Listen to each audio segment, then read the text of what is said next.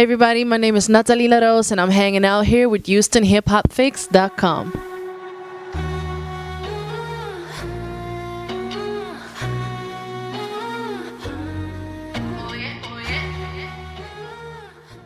I love Houston. Houston is amazing. I've been here a couple times before.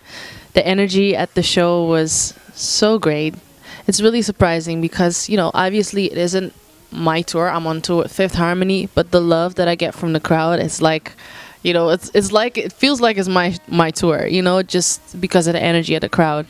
And actually one of my biggest fans is from Houston. I met her today.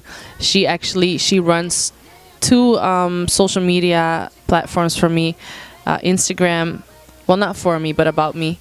Instagram and social media, Team LaRose News, and she finds photos, videos of me that I don't even know about, and she just updates, you know, all my other fans and other people.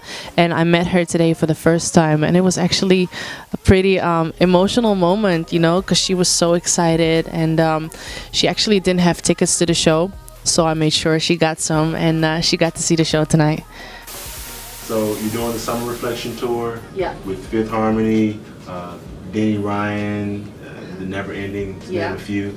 So obviously, right, B. Miller, there's a lot that goes into preparing for a show, getting everything right, but there's a lot of energy exerted during the show. So afterwards, is there anything that you do to wind down and kind of get back to normal after a show?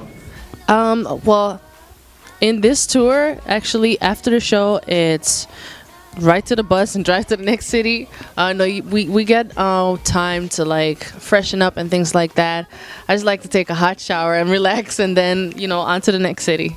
On one of your Instagram posts, I think you were headed to San Antonio. Yes. You said you had an 18-hour bus ride ahead of you. That's a long time. Is there anything that you do to occupy your time while you're on the bus? Yeah, it was tough. It was a good thing we drove at night, in the middle of the night. I took a melatonin, which is like a sleeping enhancing pill, but it's natural. It's nothing crazy.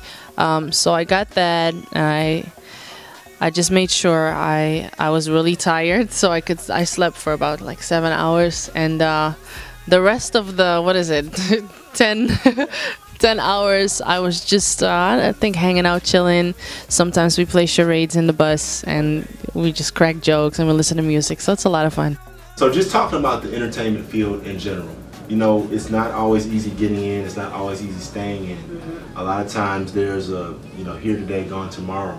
Yeah. When people look at Natalie LaRose, even the folks who say, she's gorgeous, I love her music, I wonder if she's going to be here. What do you say to folks who wonder those type of things?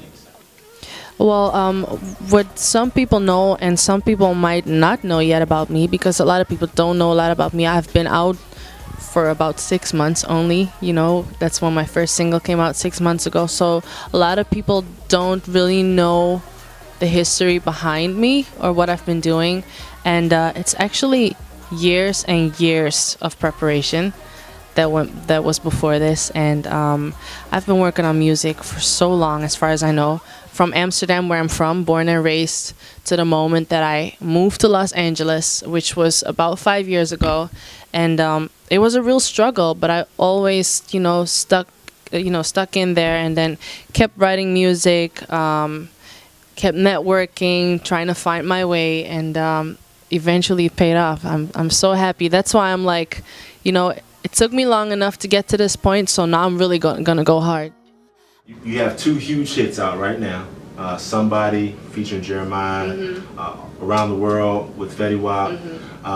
Great songs, really a lot of entrancing quality with a lot of your music, even your features. I think you're on Gypsy Woman with Caroline D'Amour. Yes. So a lot of your songs have a really nice sound. When you talk about your process, and you've been doing this for some time now, is there a certain process or approach you have to writing songs? Do you write songs? Are they brought to you? What do you do?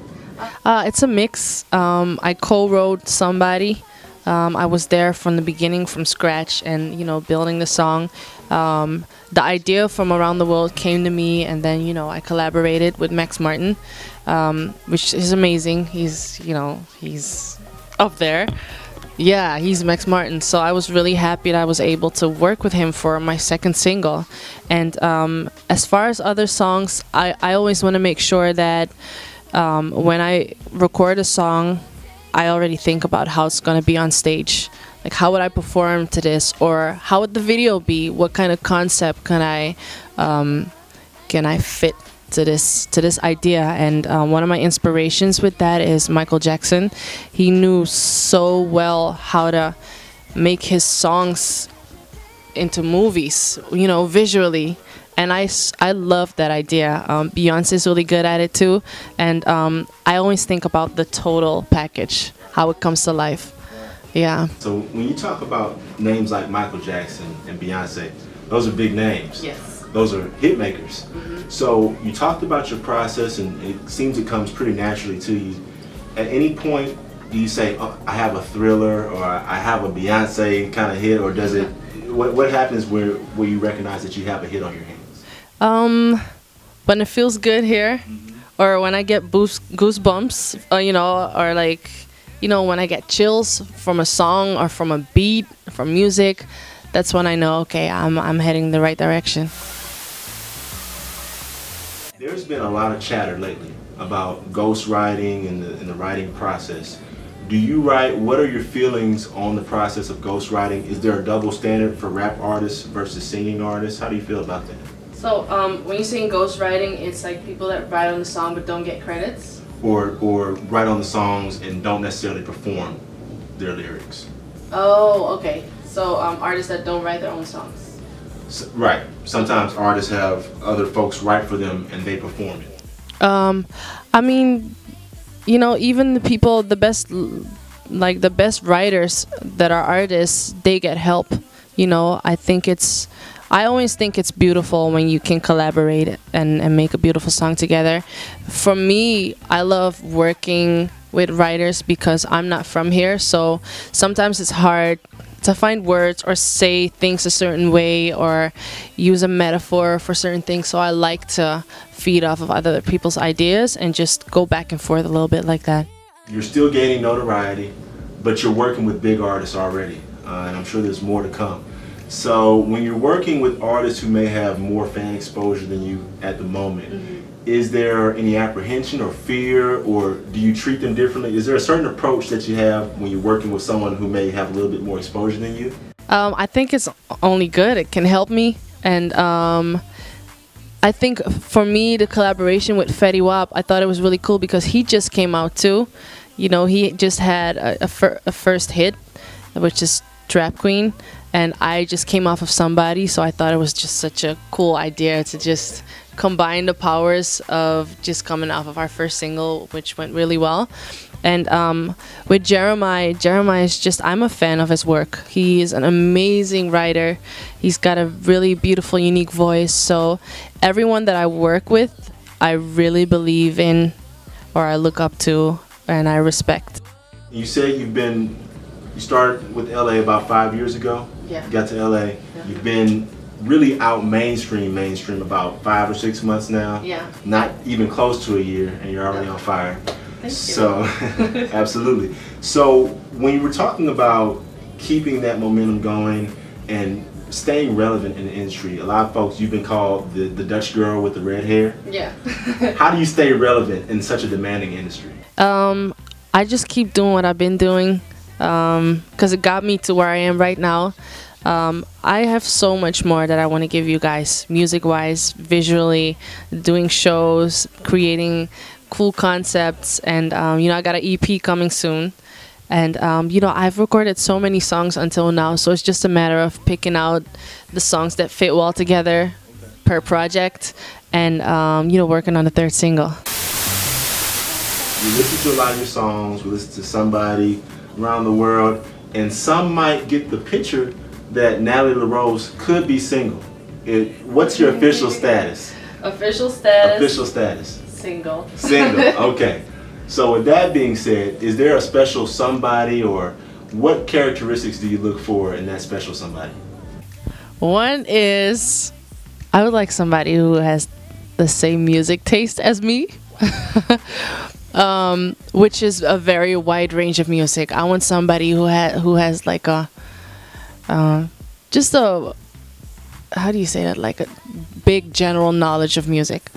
Someone who can make me laugh, someone who's ambitious. Yeah.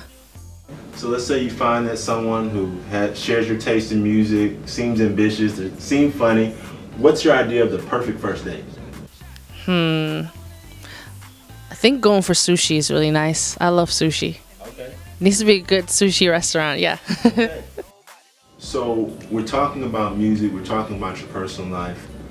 There's a lot of things that we know that you're going to be doing. Coming soon, there's an EP, there's another single coming. What's one thing, if you talk to one of your fans today, what's something that you would tell all your fans? What's something that you would tell everyone who's wondering what's next from Natalie? Well, I'm gonna be doing Good Morning America real soon, and I'm gonna be performing at the first Billboard 100 Top 100 festival, and that's in August. They're launching their first time festival ever, and my EP, right. Third single. Well, I think that's quite a bit. That's quite a bit that's for now. That's quite a bit. All right. So we appreciate having you here. Thank you. Thank you for just sitting down and talking to us, joining us today. Hip Hop Fix. You heard it here. Natalie LaRose, talented and lovely. B. Allen here signing off. Thanks for sitting down and talking with us, Natalie. Thank you. All right. Hey, I'm Natalie LaRose, and it was great hanging out with HoustonHipHopFix.com. See you later.